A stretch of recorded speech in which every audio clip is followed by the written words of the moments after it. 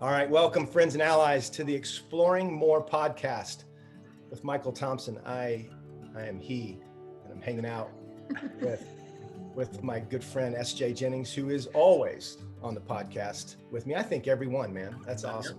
So we've been hanging out a lot the last couple of years, exploring the kingdom together. And today we are Zooming as well as podcasting with our friends and teammates, Jeff and Dana Andrechyn. They are part of the guide team for the Rendezvous Project. And so SJ and Sherry and Robin and I think it was last week, did an episode or two on redemptive marriage and the Rendezvous Project and why. And we loved it so much, we just knew we needed to get the rest of the team, Dana and Jeff, to enter into that conversation. We will get to have, so many things have evolved, right, SJ, in just a couple weeks. 160 some couples are on the launch team. Wow. They're giving feedback and entering in. The participant guide has gone to print. Yeah. And just many pieces of the Rendezvous Project. It feels like the punch list, just before you get to move in. Or it feels like, on the other hand, it feels like the contractions just before the real, here she or he comes, right? Here comes. You familiar with those, Michael? No, feel like I've been on the sidelines for three of those, and cheering is nerve-wracking enough being the cheerleader. So I can't imagine playing in that game.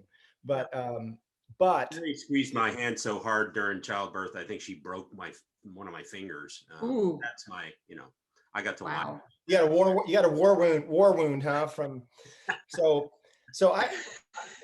We want to this podcast series about marriage and about this resource that we felt compelled to scale, to offer to more than just the couples who could make one of our rendezvous retreats. And so here we are on the eve, really, of that being given to the world, and we get to keep talking about it, even off camera, off recording.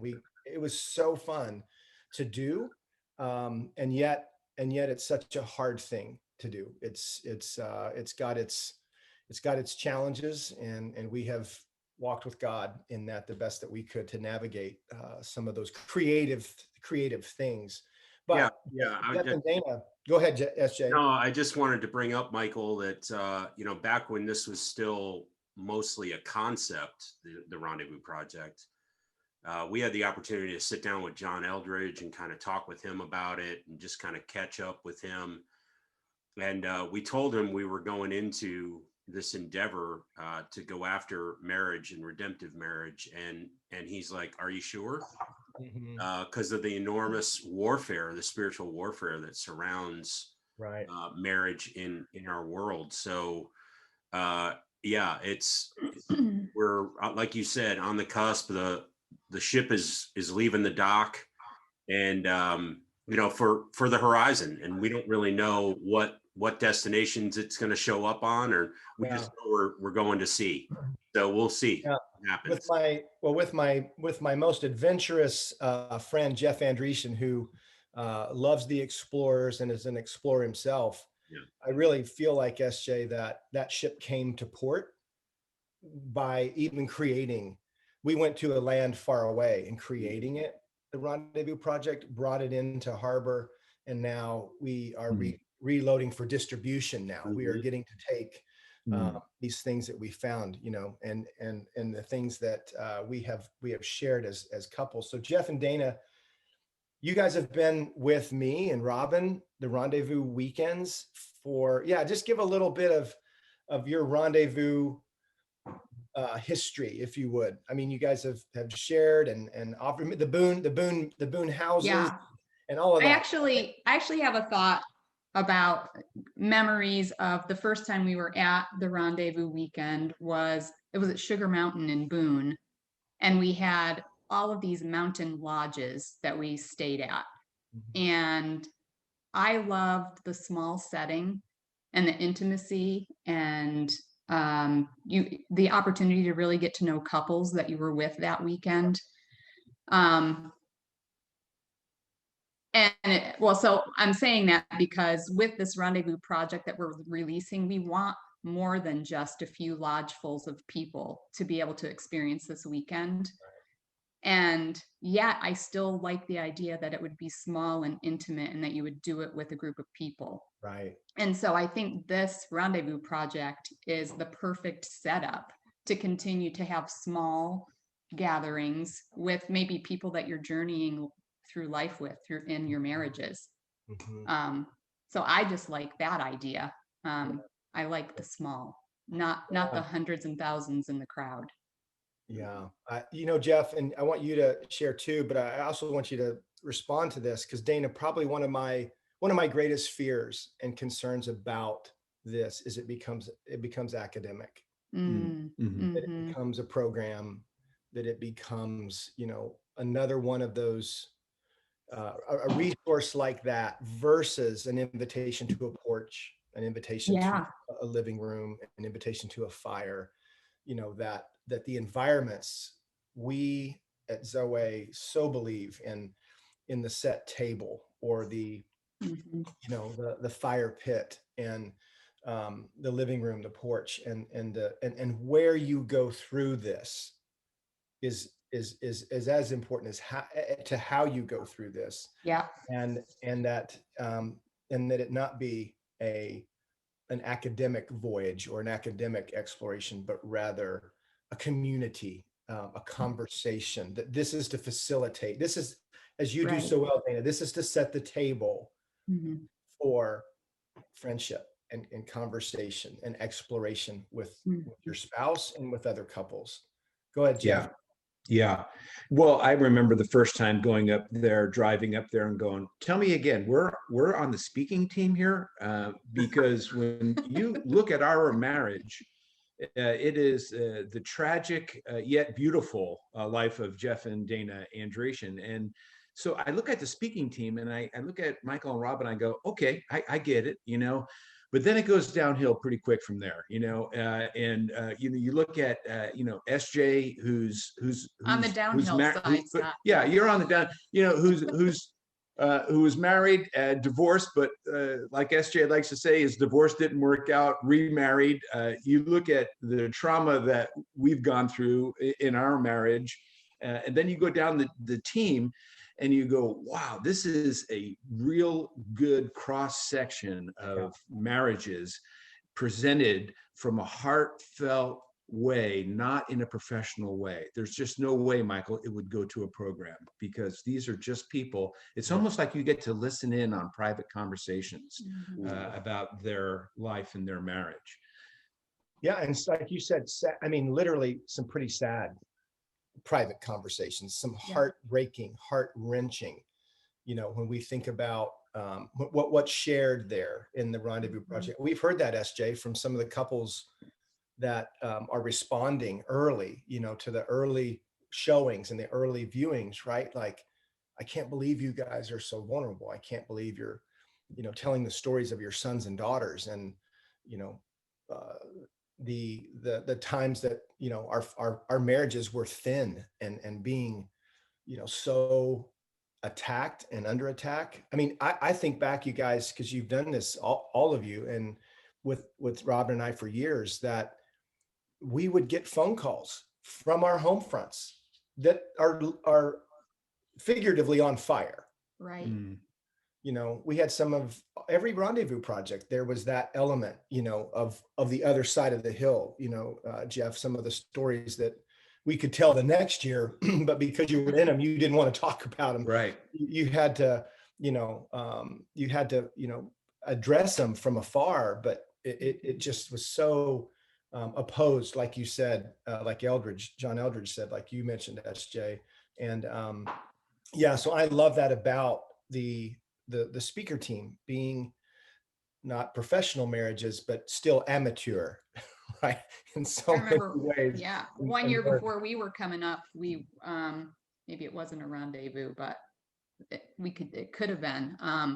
We had a really tough situation with one of our kids, and all hell broke loose. We had people flying in from another state, and two different families coming in from another state, and a shotgun was involved. Shotgun came out. Yeah. We're like, can we leave right now? Yeah. You know? It's amazing. It is amazing. So having come out with this product, and I looked at a few other marriage seminars online just to see what else was out there.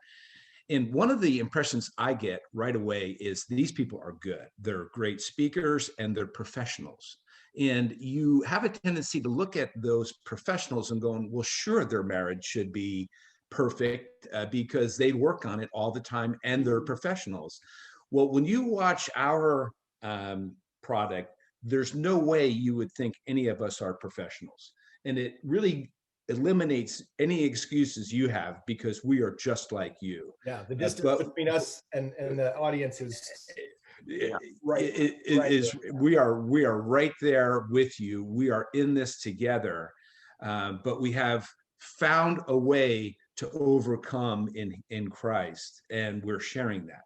Yeah. Well, I think what you're talking about, Jeff, is, you know, when you hear someone that's very polished and professional, as you referred to them, it's hard to relate to that person. And if you can't relate to the person that you're listening to and looking towards for help and teaching, if you can't relate, then there's very little chance that you have hope, right? That there's a way for you to come up out of whatever turmoil you're in, either as an individual or as a couple. Right. And so as I'm hearing you share that's what's coming to my mind, is that the way that we've talked about marriage in the Rendezvous Project makes us relatable. We're vulnerable as we're sharing. Yeah.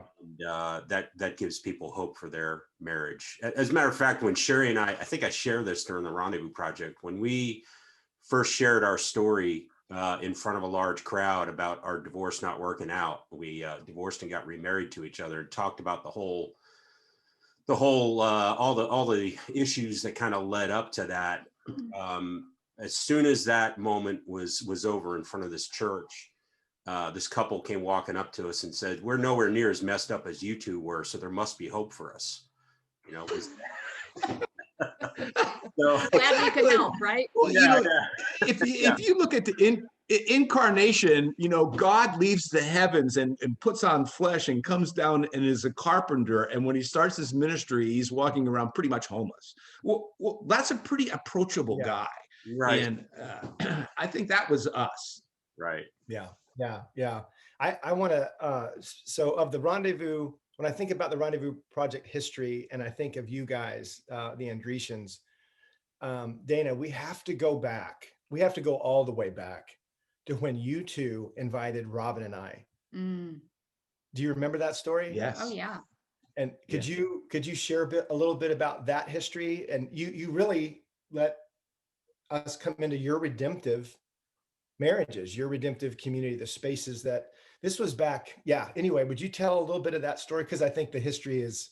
It was back in like 1985. It feels like it. It feels like it, kind of. But it was, Jeff had this great idea that we would invite you out to this place that I worked at called The Forge. It was a big old house with a great room, and that we would invite you and Robin out to maybe do an evening talking about marriage. And so you said yes to that. You Michael Thompson. I know. And you brought your bride, and on the way you told her what you all were going to be doing that evening. And I just remember she was like, "We're what? We're doing what?" Car, right, Michael? I mean, you got her in the car. You're on the way. Yeah. Then you lock the doors. We were coming up the mountain. I said, "Hey, hon, by the way, they're going to ask us some questions about our marriage." And she's like, "What do you mean?" And I said, "Well, we're going to share a little bit about our marriage." She's like, "Well, are you kidding? What are you talking about?" So I remember, Jeff, Dana says to Robin, "So do you like speaking?" You remember that? Oh yeah. And Robin's like, "No, No, I don't. And she goes, and I didn't know what we were doing, so I wore my sneakers. I didn't even dress the part. I'm like, she's adorable, but Yeah. you know. Well, that's when Dana and Robin fell in love as sisters, right? Oh yeah, That's when they became sisters at the hip. yeah, You know, yeah. with that shared experience. That was a great beginning. Husbands who carry them into no, Yeah. this will be good. I think this will be good. Oh man, I'm not sure if this is going to be good. I mean, I hope, you know. Yeah, I'll take the person who isn't comfortable about sharing and talking. I really, they're the approachable ones. They're going to be the ones who are honest. And Dana and Robin are. They're so good in the project itself for that reason. Yeah. I literally think of Maximus in Gladiator. You know, when Caesar says, Maximus, would you take my place? Would you be? No, Caesar, with all my heart, no, I will not. Then it must be you. Therefore, it has to be you. Right. He says, therefore, it has to be you. So I think we have brides that have responded that way, but yet I love that you guys, you and Robin and others on the team, Dana and Rebecca, just have risen to that. But the need is important. Yeah. And the opportunity is mine, and I care enough to put aside some of what I'm comfortable and not comfortable doing, and sharing authentically and sharing about our story, our love story, you know. And so I think that's awesome about both Robin and the team. Yeah. Okay. Just one thought is just to finish up before you, is that to do these weekends for me to be a part of the team that offers has been God's invitation to me, actually. And it's taken me into looking at how is he at work in my life and in our marriage, and what does he want? And it's been so good for my heart first, honestly, to offer this, and so good to do this with my husband. I love doing these, having these opportunities to do this with my husband. So Michael, talking about need, you know, you guys sit in a tower up there. You got a little bit more of a 5,000-foot view. You're seeing a lot of things because of how many people that Zoe is connected to. What do you see the need out there right now as in 2021 here after coming off that last year? That's a great question. You know, when something oppresses a person, a marriage, or a community or a people, you know, when something oppresses them, and I hate that it works this way, but I love that it works this way. When something oppresses a people, that is the most fertile soil for hope. It's like there has to be pain, there has to be suffering, there has to be hurt, there's something, not that you can't be hopeful without that, but the kind of hope that grows when there's pandemic, the kind of hope that has to come when there are still civil rights issues, the kind of hope that arises when there is political tension between my candidate and yours, and yet where and how can we find the hope that we share, that we actually share? And there's not winners and losers, and there's not but rather there's this invitation to we. I mean, marriage is an invitation to we, to you and me. And so I believe that it wasn't this. Yes, there were some of those variables before, because we started in 2019 with, I mean, it's taken, you know, all of 18 months to see this from filming to here. Look what we made. And so I think, Jeff, that for my heart, and I'd love to hear your response, I think that there is so much discouragement, so much heartache, so divorces have actually, filings for divorces have moved into a legitimate increase in many states in the last quarter of 2020. Wow. So that being said, I believe Man, I hope some of those filings, some of those attorneys could say, before we do this, I heard of a resource, I heard of something. I was with, Robin and I are with a couple. So one quick story, SJ, and I'd love to hear what you guys say to your own question, Jeff. But Robin and I are with this couple, and we're not with them. We're separate with them. And the crazy thing is, for my heart, that saddens me so bad, is they had little to actually no premarital. They had no premarital conversations and counseling. And they were repeating the same offense in getting divorced. They're having no pre-divorce counseling. Like they think they were smart enough on the front end, and somehow they think they've learned how to be smart enough on the end.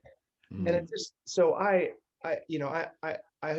believe, that this is one of those kind of invitations to hope, because we have lost so much in the last year, in the last months. I mean, literally lost people.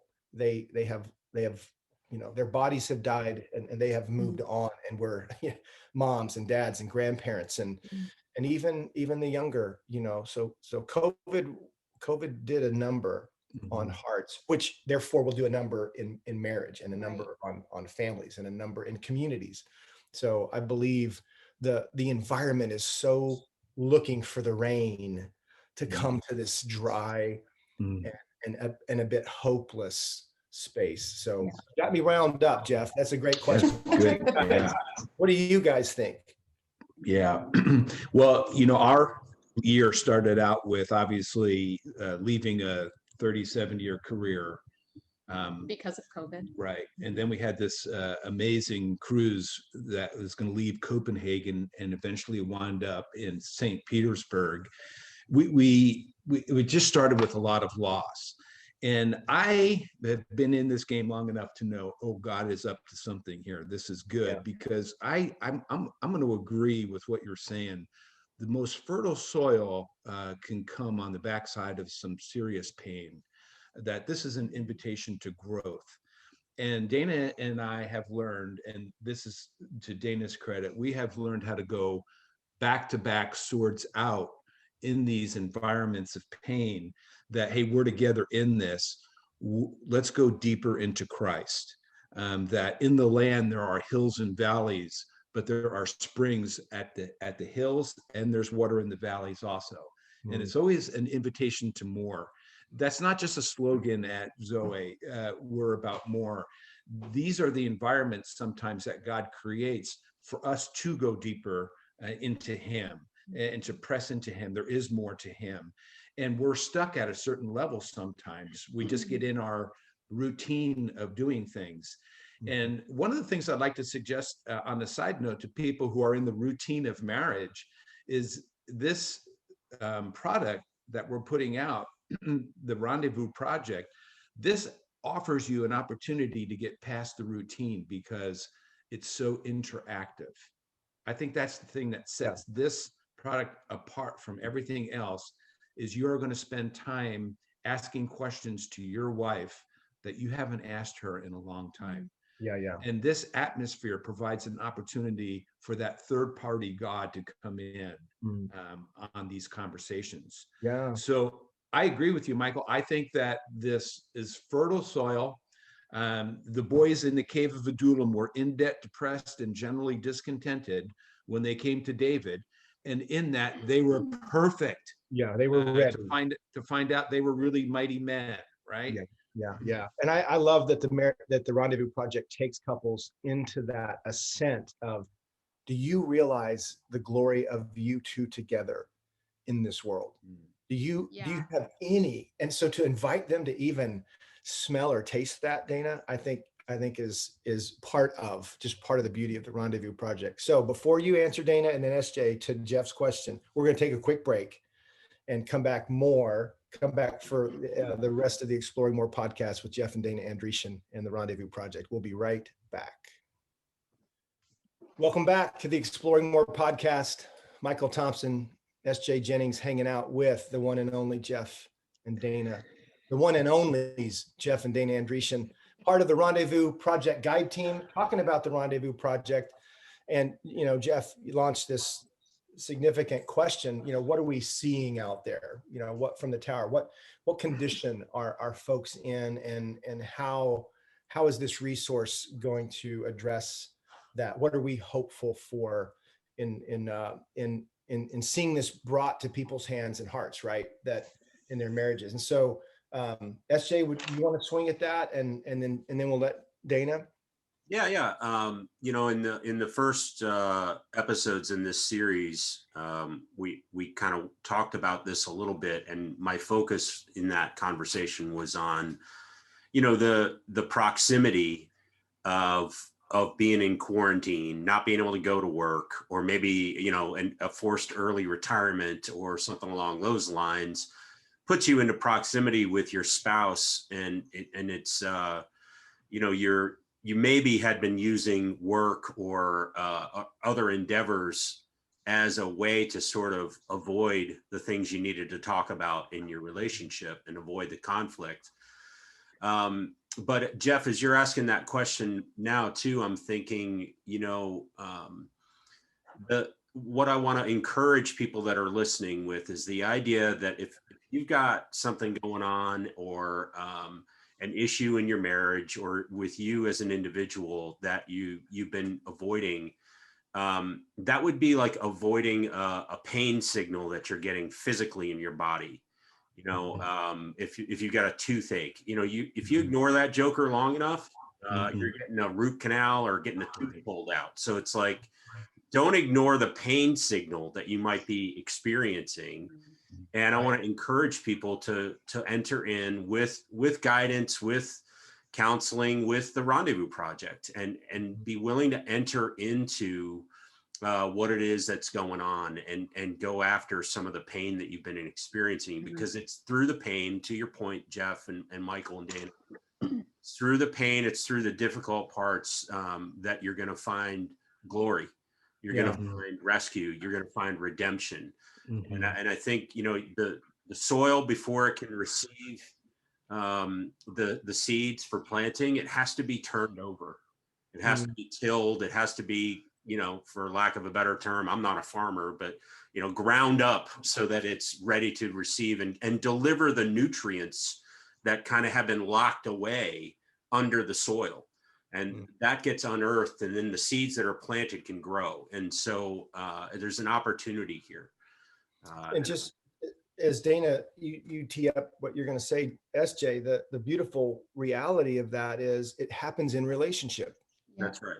It happens in relationship with God, and it happens in relationship with each other. So where the pain is coming from, the joy can truly come through, and from that. 100%. So finding what it is, what's in the way, what we promised one day was to love one another till death do us part, right? What happened? And we, in the Rendezvous Project, we want to have that conversation. Yeah.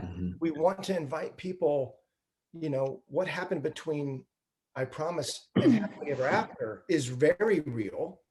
And you don't need a pandemic. You don't need, you know, some of the world events, your world events. There's enough going on there. And I love, as you shared that, SJ, I would want everybody to hear in the podcast world that it's not just a resource, Jeff, is it? It's an invitation to walk with us into friendship and a relationship. We have couples that actually want, and counselors that want. I mean, there's more. The Rendezvous Project video series itself can be the door, the entry point, the turning over of the soil, the exploration. I mean, if we were going to counsel a couple, we put these sessions together. This would be some of our counsel and teaching, but obviously counseling needs to be in a conversation and a dialogue. So well, it does, Michael, but to your point, I mean, you know, if I was going to sit down and counsel a couple now in the area of their marriage, I would say, okay, there's 12 sessions you need to watch before we get together, and then we can talk about, you know, the things that got unearthed while you were watching those, or at least 2 or 3 at a time, and then check in. Let me check your pulse and temperature, you know, because this is where we believe you need to go. All right, DA, you're up. All the way back to Jeff's Yeah, would you share your thoughts, please? Just thinking about, I guess, 2020, and even for us, some of the, okay, my mind's going in a couple different directions here. One thing is we've needed laughter during this season. And I remember we did a Zoom call. It was the Mises, the Jennings, the Andrechys. Do you remember that, SJ? And was it on marriage too? I don't remember the topic of the evening, but after we finished our podcast, our Zoom call, we kind of hung up. Debrief. We all got back on the Zoom call, us six people, us three couples, and had a glass of wine together. And we were hooting and hollering and laughing and talking about beet juice. And we had the best time. And we got off of that night, and we're like, we needed that so bad. And that was kind of earlier in the pandemic. Yeah, yeah. What I discovered with what happened with Jeff taking an early retirement, I found myself, and life being turned upside down and plans being canceled and being stuck at home, I found myself over the course of weeks in a mild depression that I just kind of kept to myself for a while. And I found out about this poetry class that was offered online that I was participating in, and but the depression wasn't going away, and part of it had to do with, I think, this scarcity mindset that I have. How is life going to work out now that plans have been changed? And it goes back to my past, and I'm thinking, I am not responding to this rationally. I'm responding to this from a young place, but I can't shake it. And so Jeff and I are out walking one day, and I got the courage up to say, I've been in just a mild depression and I'm tearful. Oh, yeah. And you just came alongside me so sweetly. I was almost afraid to say it. And you said, well, this is important. What's going on? How can I come alongside you? How can we help? How can I help? And the help for me kind of came in the form of finding this woman who was doing this creative Lectio poetry class. She's a counselor, and her taking me into my past, my little girlness, and how she needed some tending to, so that I could face what we're. So I mean, we're living in some awesome territory. Yes, it is still scary to me, but how are we going to do it? How are we going to make it happen? What's I worry about the future, and but just to be able to have somebody walking beside me who doesn't want me to stay in a place of being depressed, but he wants me to go there, and it's been precious. Yeah, I love that. Yeah. We Yeah. talk about orientation as a couple, right? And having marriage is a three-legged race. And so it really is. When one falls, you can't just drag that partner across the finish line or stand over them like, what are you doing down there? It's so I love that, Dana, about what you've experienced this year, and it's heavy. It's hard, and yet to go back in your story, these are some elements of the Rendezvous Project, right? To invite people back to their story, their love story, but even before that, and begin a journey of tending to some of their past, because it goes down the aisle with them on that day that they say I do. And if it goes unattended, it will demand that it'll come up. Yeah. And a great metaphor this summer, I mean, not tending to our pain and what it costs. This past summer, I had a really bad stomach something going on, but I had some girlfriends coming over for a couple days, Robin and Rebecca. Oh, yeah. And I'm like, well, I think it was something I ate, and I think I'm going to be fine. And they come, and the pain is a little bit better. Hey, Robin. And then it gets worse throughout the day. And at night when I went to bed, I'm like, I actually think I need to go to the hospital. And so I ended up in the emergency room with a burst appendix the next morning, but talk about ignoring your pain. That's a tough cowgirl right there. That's a tough, hey, I needed to party with my friends, but Nothing will prevent that from happening. I can assure you. but to ignore our pain is just, Yeah. it'll kill you actually, and it'll kill your relationships. That's good. So SJ, I loved how you brought that imagery of farming and tilling. And I would love to ask you a question. You're the one who probably did more work on this project than anybody else. As you were putting, and Patrick, who I wish was on this with us, as you were going through and putting this together, what surprised you? What did you learn? What did you discover that you didn't know? What was some of the highlights of all that work that you put into this? Yeah, it probably comes as no surprise, but first of all, I would say the finished product is probably about half of the footage that we actually captured. So one of the most difficult parts of my shared responsibility was, whittling down the content to to an amount that was probably, what people could stomach one session at a time. So what I mean by that is, we tried to keep the sessions to about 35 minutes of time, at a maximum. And in reality, at the weekend, when we recorded them, they were closer to an hour of content each one. So there's so much of that goodness that, I had to pare away a little bit. It was kind of like, thinking of a meal, and you love the food so much that you overeat, and then you're miserable with indigestion or whatnot. And so I didn't want to put the audience in a place where they felt that way, like they had overeaten at a meal, even though the food's good. So paring it down to that more manageable size was one of the greatest challenges for sure. But I think to your question, Jeff, what I kind of experienced during watching them over and over again was just from a teammate perspective, from a Zoe team mate perspective of going through it and listening to you guys and Michael and Robin and David and Rebecca and all of the couples that were interviewed for the project. I just loved getting to know everybody more. And so we're honored and blessed and get to spend a lot of time together as friends. But we all live lives that are full. And so there's a lot of times that we just don't have the bandwidth to spend time together and hear each other's stories as much as we'd like, even though we live that way.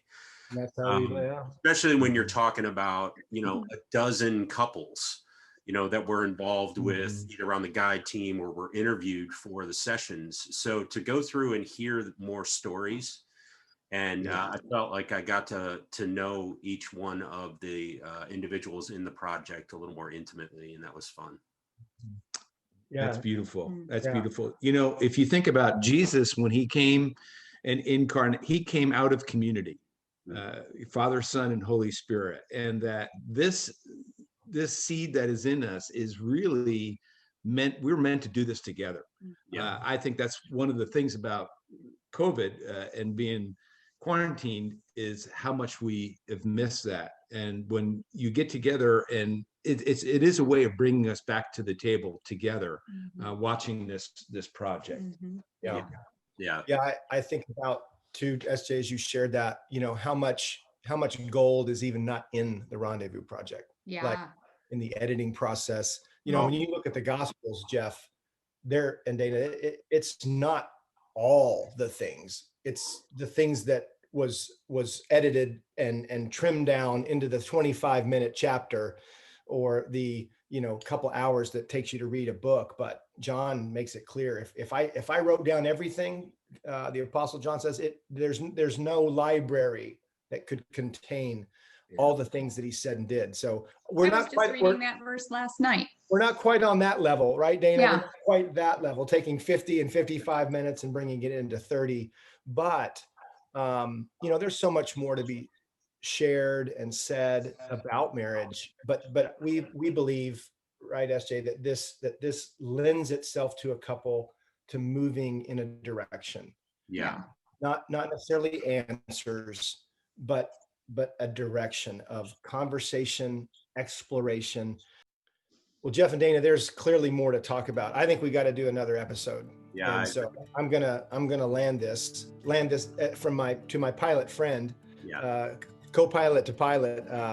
I'm asking permission. We got to land this because I want to talk about favorite sessions and some other things, but and open up a whole other lane of this. So let's wrap this up and just say that, you know, hey, join us for part 2, friends and allies of the Exploring More podcast, the Rendezvous Project edition, with Jeff and Dana Andrechyn, and I think you'll be encouraged when you do. So until next time.